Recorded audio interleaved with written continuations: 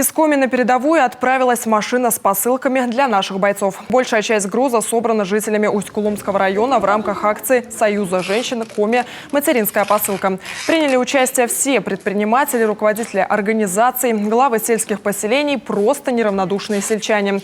С теплотой и любовью, заботливыми руками упаковано более 150 коробок. Это продовольствие, необходимые вещи, открытки к 23 февраля, письма солдатам.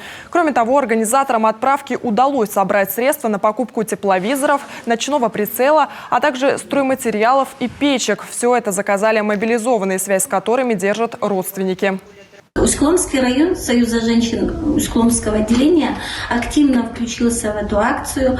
Участвовало 19 поселений Усть-Кулумского района. Собрана большая гуманитарная помощь от матерей, жен, детей.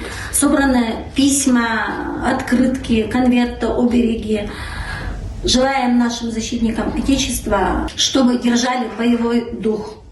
Машина весом в 3,5 тонны, свыше 6 метров в длину. Автомобиль с посылками сопровождает молодая семья из Коми, чтобы из рук в руки передать приветы от родных и именно нашим бойцам. Они везут уже третью партию груза. Дорога непростая. По пути заезжают в Сыктывкар, Москву. На границе сложная процедура досмотра.